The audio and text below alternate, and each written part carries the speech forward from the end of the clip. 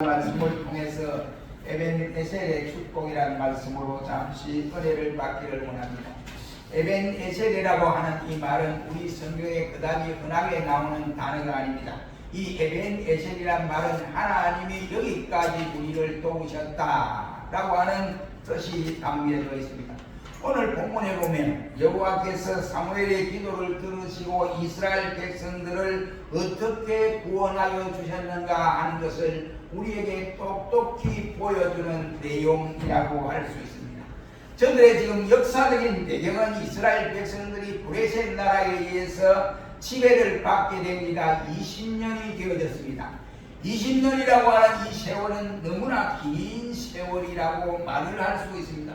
20년 동안에 저들이 브레셋 나라의 지배를 받고 살아왔으니 얼마나 괴로움을 당했는가 하는 것은 우리가 짐작을 하고도 남음이 있다고 생각을 합니다.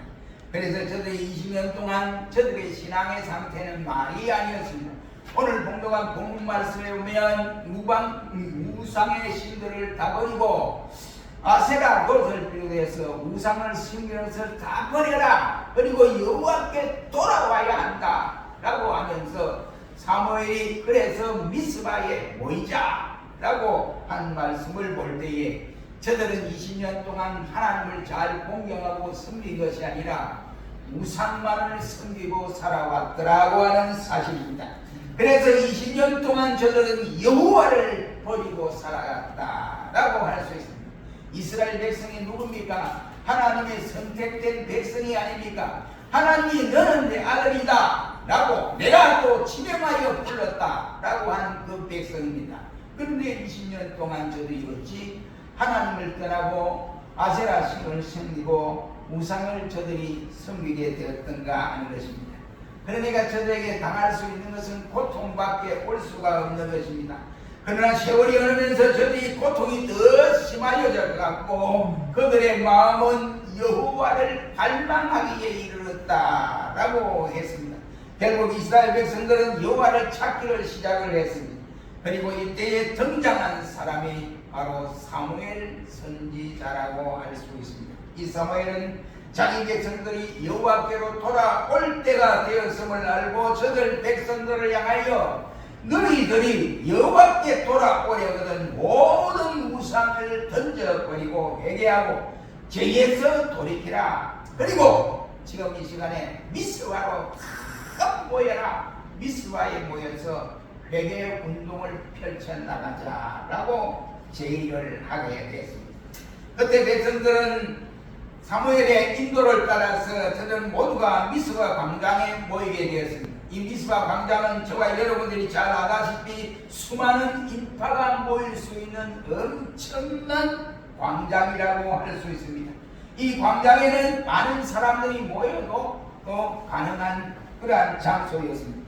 우리가 이와 같이 미스바에 전 백성들이 모이려고 하면 광장이 좁아서는 절대로 다 모일 수 없습니다. 이스라엘 백성이 10명도 아니고 100명도 아니고 수만 명이 수십만이 되는데 그 백성들이 모여서 그곳에서 회개의 역사를 이루기 위해서는 그 광장이 좁아서는 할 수가 없습니다. 그래서 그 광장이 대단히 넓은 광장으로 알려져 있습니다. 광장에 수많은 인파가 모여서 지난날 회개하는 통곡의 소리가 울려 퍼지기 시작을 했습니다. 그야말로 은혜와 성령의 충만한 집회였다라고 할 수가 있습니다. 문제는 이때부터 시작이 되었습니다. 이스라엘 백성들이 미스바에 모여서 있으니까 이 모습을 보고 이제 브레셋 사람의 첩자들이 브레셋 왕에게 이와 같이 보고를 합니다. 이스라엘이 미스바에 모였습니다. 왜 모였을까요? 그들이 모일 목적이 뭐냐 이 말이에요. 우리나라 20년 동안 이와 같이 억압을 받고 있었으니까 이제 해방하기 위해서 전쟁을 치르기 위해서 모였을 것입니다. 보고된 거예요. 그러니까 브레셋은 그래 군사를 동원하자. 동원해서 이와 같이 미스바를 향하여 쳐들어오기 시작했습니다. 이때 백성들이 보고는 사무엘 선지자를 보십시오. 지금 블레셋이 쳐들어와서 우리를 이와 공격을 하려고 합니다.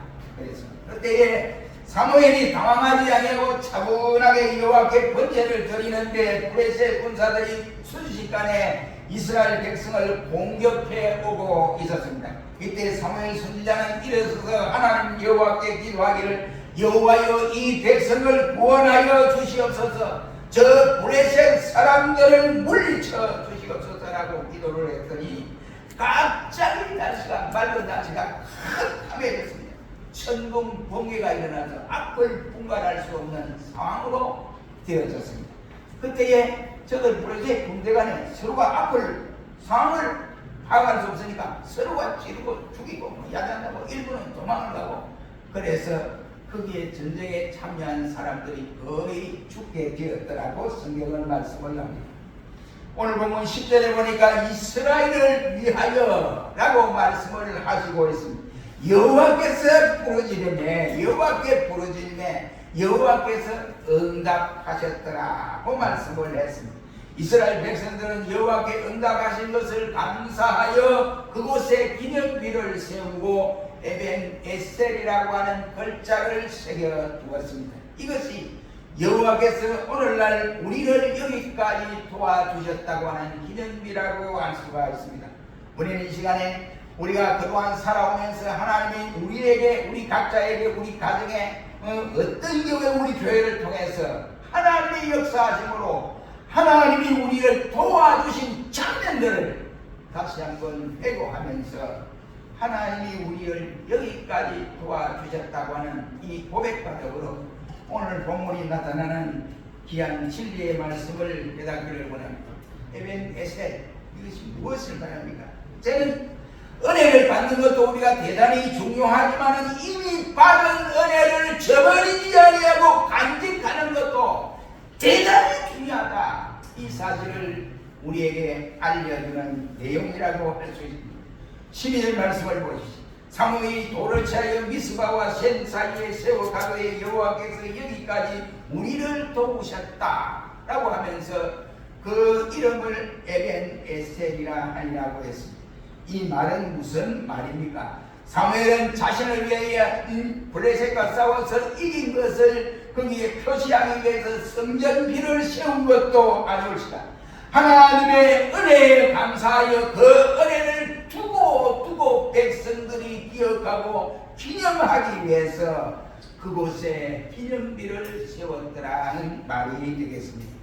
은혜를 받은 일이 어찌 이때뿐이겠습니까? 헤아릴 수 없이 이스라엘 백성은 수없이도 많았습니다.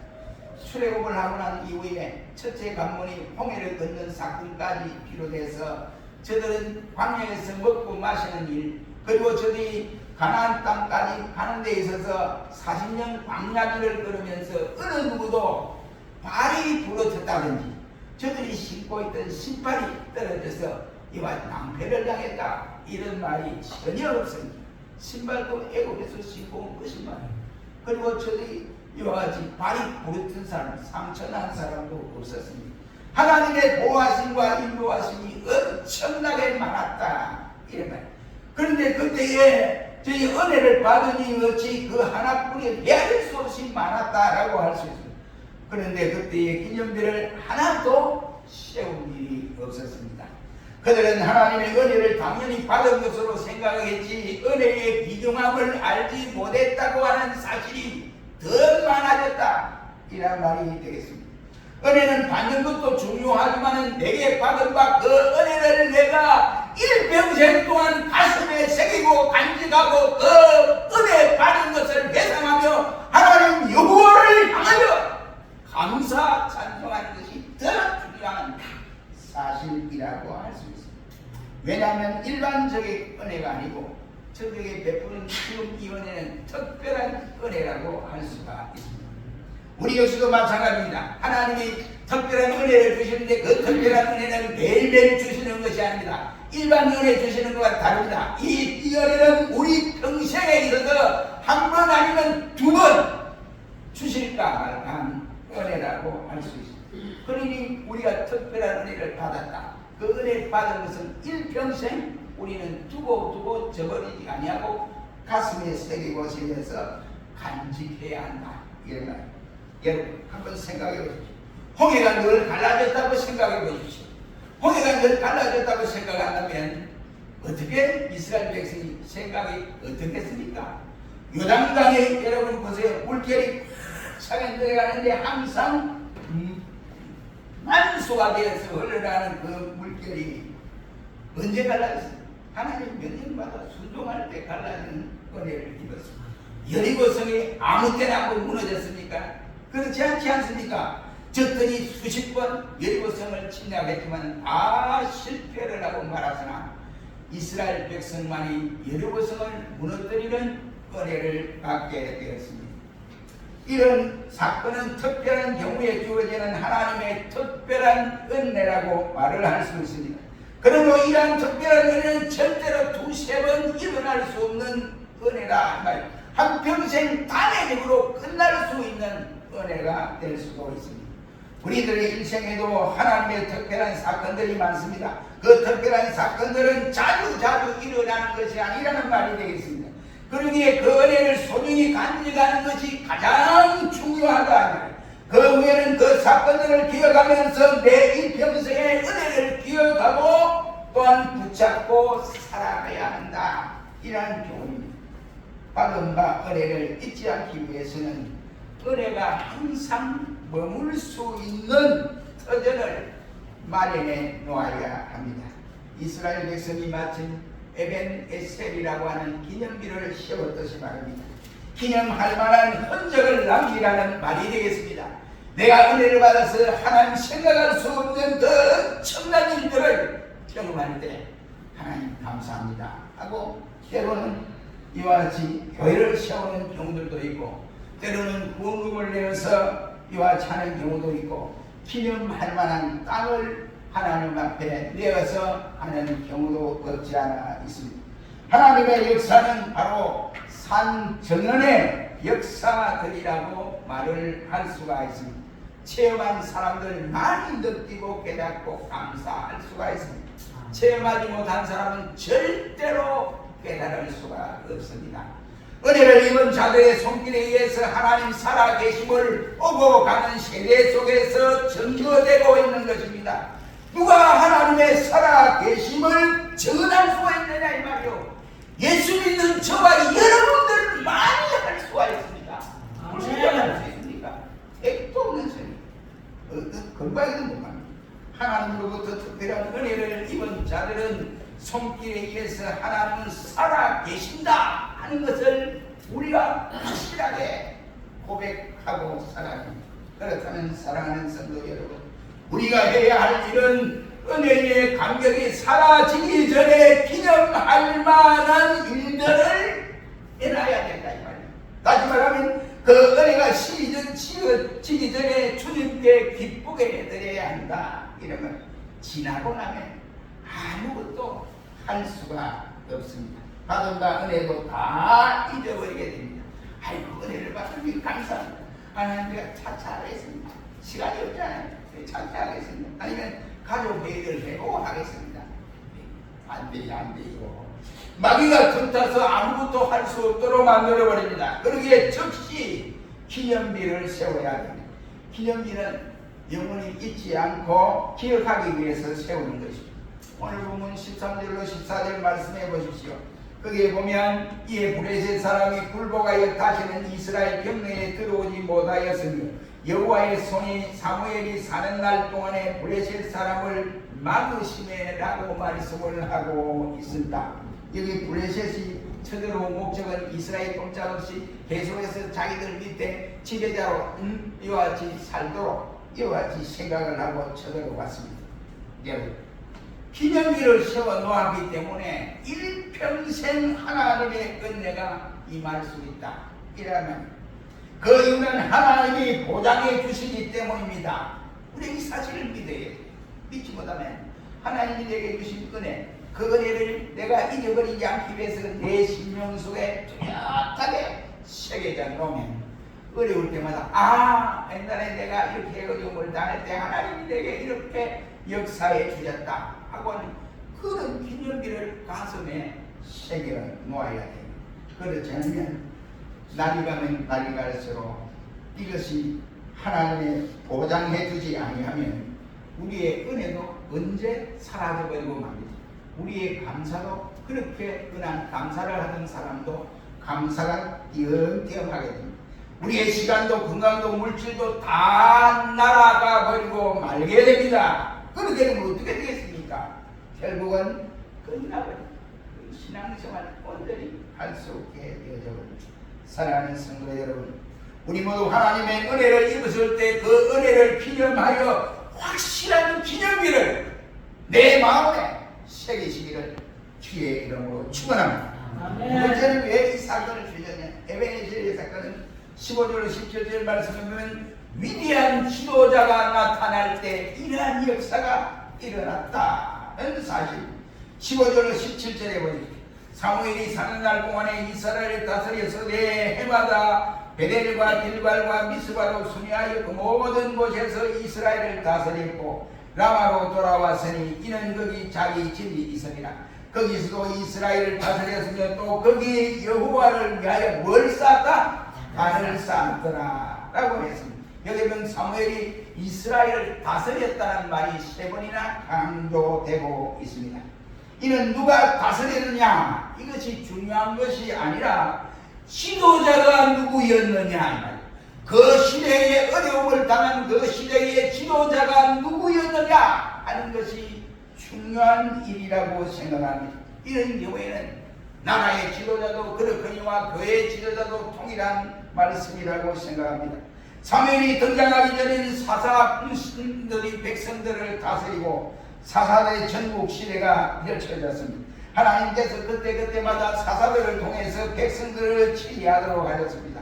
그때는 별도의 선지자나 제사장이 필요가 없는 시대가 되어졌습니다. 이 사사시대는 사무엘 선지자를 통해서 마지막으로 끝내고 이제는 왕정시대로 접어드는 이러한 찰나에 있습니다. 이스라엘은 사무엘의 등장과 함께 역사는 완전히 달라져 버렸습니다. 사사들이 통치하는 한 부족이와 같은 나라가 아니라 이제는 명실공히 한 국가로서의 면모를 서서히 드러내기 시작이 되어졌습니다. 왜 지금 이 말씀을 합니까? 이 말씀을 하는 목적은 나라가 이와 같이 왕정시대로 접어져서 이제 안정된 이거보다도 그 시대에 이렇게 만들어져 나가는 지도자가 중요하다라고 하는 사실을 밝히기 위해서입니다. 여러분이 잘 알고 계시는 바 엘리 시대의 제사장, 엘리 제사장이 어땠습니까? 그 시대는 모든 백성이 바로 여간의 눈이 어두웠습니다. 그 이유는 지도자인 엘리가 영안의 눈이 어두웠기 때문에 사리 판단을 풍가할 수가 없어요. 그러니까 백성들까지 죄를 밥 먹듯이 범하고도 회개할 줄 모르고 죄가 무엇인지를 깨닫지 못하는 어리석은 자들이 다 되어버렸습니다. 결국 이스라엘은 암흑시대를 맞이하고 말하지 않습니까? 오늘날에도 지도자가 대단히 중요하다고 생각을 합니다. 위대한 지도자가 요구되는 시대라고 할 수 있습니다.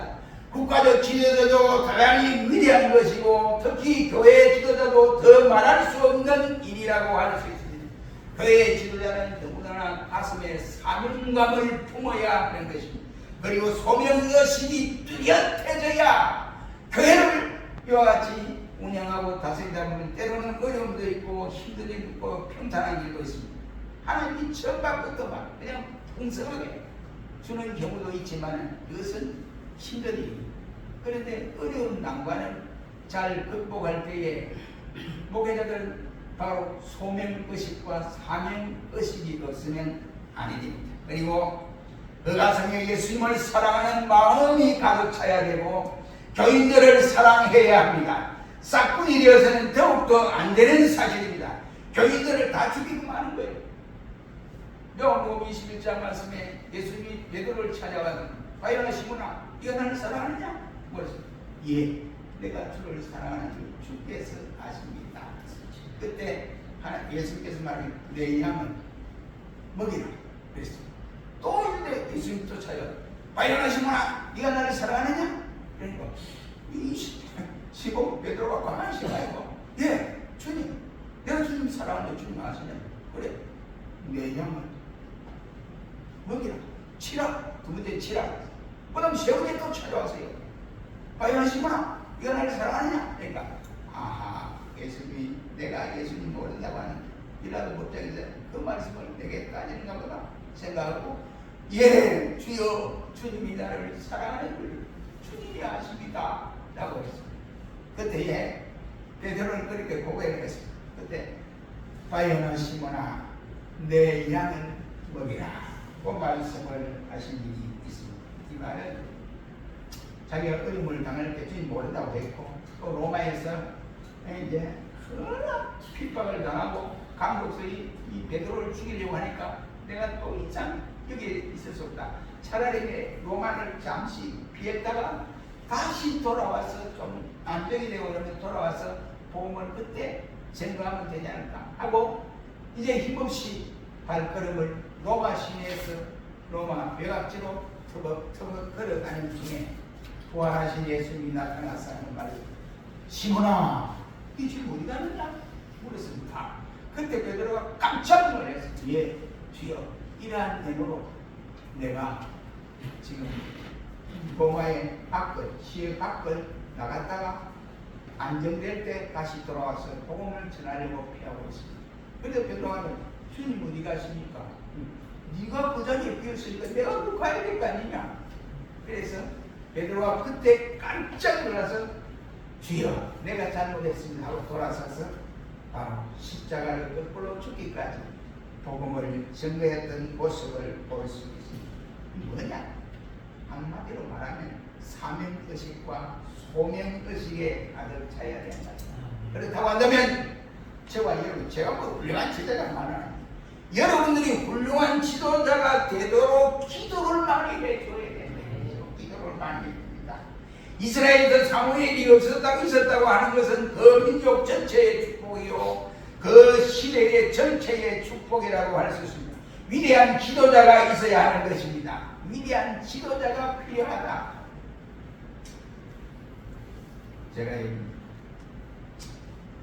다니나한테 가서 KBS 방송국 내가 시청료 안 내겠다, 불리시켜달라.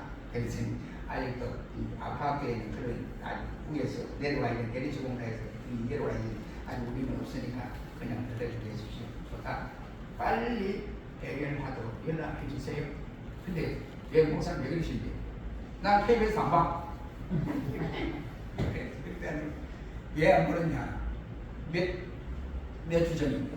저녁에 패널이 나와서 이야기를 하는데 월남 그 당시에 다낭 지역에 우리 백마부에서 했어요. 백마부 다낭 지역에 우리 한국 군인이 민간인들을 엄청나게 학살했다. 그러니까 우리가 그 책을 제대로 미친 사람들이 나와 패널들이 나와서 토론하는 거예요. 그러니까 이제 6월 한국군이 지금 36만이 파견이 됐습니다. 36만. 저는 그때 못 갔지만, 안 갔지만. 그래서 내 동기들이랑 갔다 와서 죽은 사람도 있고, 여기 갔다 온 사람도 있어요. 그러니까 35만, 6만이 가서 대문을 할 수 없고, 그래서 임원들, 몇 사람들 동기들이 나와서 이제 하루에 대문을 하는데 2만 5천 명이 와서 KBS 앞에서 지나치고 대문을 해요. 대문을 하는데 방송 다 하랬단 말이에요. 그러니까 사장님 오너라, 그 다음에 보도국장님 오너라, 그러니까 6명, 강부 6명 다 내려오너라. 그렇지 않으면 안 된다. 우리 내려올 때까지 대만 지금 계속하고 있어요. 그래 날이 안 되면 아마 35만이 가서 하려는 건 모르겠습니다만 KBS가 국가방송이에요. 지금 그 말을 끄잡아낼 때가 아니라고 생각합니다. 그거는 나중에 우리나라가 이제 다 잘 살고 이럴 때는 그 말을 끄집어내서 우리도 보상을 해줘야 된다. 이런 보상을 하는 것이 좋아요. 근데 그게 그런 토론을 해서 그래서 내가 그렇고 야 저는 KBS인데 방송 그 시청을 좀 해야 돼. 그래 내가 주장했었던 사람. 모든 분야마다 다른 지도자가 필요하다. 오늘 이 시대 어려운 시대에는 그럴수록 우리는 그러하고 생각합니다. 세 번째는 5절 말씀 읽고 시작. 5절 말씀 다 같이 시작. 사무엘이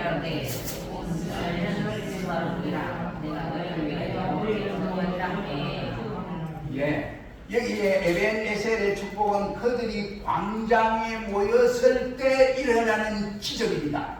그래서 5절은 우리에게 그렇게 말합니다. 사무엘이 가로되 온 이스라엘은 미스바로 모이라. 내가 너희를 위하여 기도하리라. 그 말씀을 하고 우리는 여기서 미스바에 모였다는 이 사실이 중요하잖아요. 왜냐하면 미스바는 그 당시 이스라엘 백성들에 있어서 다 함께 모일 수 있는 가장 좋은 장소이고, 그리고 블레셋 나라와는 거리도 먼 장소이기 때문에 그렇고, 기도나 예배를 드리는 좋은 장소이기도 한 것입니다. 그러나 기도나 예배는 뭐 아무데나 드릴 수 있지만은, 그러나 많은 사람들이 모여서 기도하는 장소는 넓어야 한다. 그래서 미스바가 아주 적합한 장소로 알려져 있습니다. 우리 기독교인이 함께 모인다고 하는 것은 여러 가지 의미가 있다고 생각합니다. 첫째는 6절 말씀에 회개한다는 의미가 담겨져 있습니다. 그들이 미스바에 모여서 물을 길러 여호와 앞에 붓고 그날에 금식하고 거기서 가로되 우리가 여호와께 범죄하였나이다 라고 고백을 하고 있습니다. 물론 회개는 개인적으로 회개를 하는 것도 중요합니다만, 개인적인 보다 더 중요한 것은 여러 단체가 아니면 함께 모여서 기도하는 것이, 합동으로 기도하는 것이 더 중요하다, 이렇게 말을 할 수 있습니다. 이 기도는 바로 개인 기도보다는 민족적으로 모여서 회개하는 기도를 이룰 때 하나님이 응답을 빨리 하십니다. 나 혼자 회개하는 것도 중요하지만 민족이 함께 회개하는 것은 더더욱 중요하다는 말이 되겠습니다. 예를 들면 한 가정에서 한 가장이 혼자서 회개 기도하는 것보다는 온 가족이 둘러앉아서 함께 회개 기도하는 것이 더욱 중요하다는 말이 되겠습니다. 이스라엘이 미스바에 모인 것은 저들을 출세한 것을 자랑하기 위해서 모이는 것도 아닙니다. 자식 자랑하기 위해서 모인 것도 아닙니다. 저들이 내가 부자가 됐다, 부자된 것 자랑하기 위해서 모인 것도 아닙니다. 민족적 회개 운동을 하기 위해서 그 자리에 모인 것이다. 이 말. 시대가 폐역하면 너나 할 것 없이 모두 잘못된 길을 갈 수밖에 없습니다. 그러기에 민족적 회개 운동이 필요한 것입니다. 이스라엘 백성들이 미스바 광야에 모인 것처럼 우리 역시도 모여야 됩니다. 모여야 일을 할 수 있습니다. 그러나 우리나라는 이제 코로나가 설전냐고 어느 정도 잠잠한 회복될 시기다 생각했는데, 요즘 또 코로나가 대단히 많이 번지고 있습니다. 우리가 앞으로 어떤 시대에 우리가 앞에 다가오는지 알 수 없습니다. 기도를 게을리하지 말자. 다른 하나는 하나로 뭉친다는 의미가 여기에 6절에 담겨져 있습니다. 사무엘이 미스바에서 이스라엘 백성을 다스렸다는 이 말은 그들의 모임으로 사무엘과 더불어 서로가 하나가 되었다는 말입니다. 뭉쳐야 살고 흩어지면 죽는다는 말이 있습니다. 모임은 때에 따라서 단합된 힘을 과시하기도 합니다. 아무리 사람이 많아도 모이지 아니하면 힘을 발휘할 수가 없습니다. 단합된 힘은 무서운 것입니다. 그래서 히브리서 12장 24절로 25절은 모이기를 패하는 어떤 사람들의 습관과 같이 하지 말고 오직 권하여 그날이 가까우면 가까울수록 더 그리하자, 모이자 라고 말씀을 합니다. 우리 기독교는 모여야 하나님의 능력을 체험할 수 있고 기적 같은 놀라운 능력이 모임에서 나타날 수 있습니다. 모이지 않으면 절대로 엄청난 힘을 체험할 수 없습니다. 이스라엘은 사무엘을 중심하여 백성들이 모여서 하나로 뭉쳤습니다. 그렇다면 사랑하는 성도 여러분, 우리가 살아가는 이 시대는 역대 어느 시대보다 가장 어려운 시대라고 할 수 있습니다. 그렇다면 우리는 지금 나라도 교회도 개인도 경제, 교육 등등 모든 분야에서 위기인 줄로 우리가 생각을 합니다. 이때 우리 모두가 해야 할 일이 뭐냐? 이스라엘 백성이 미스바에 모인 것처럼 우리가 이 어려운 시기를 잘 넘기려면 우리 함께 기도하는 것밖에 없습니다. 이런 역사가 일어날 때 하나님이 어렵고 힘든 일을 거치게 하시고 우리의 좋은 날을 허락하여 주실 줄로 믿습니다. 우리 모두가 기도함으로 이스라엘이 경험했던 미스바의 체험 운동이 우리 교회에 일어나기를 주의 이름으로 축원합니다.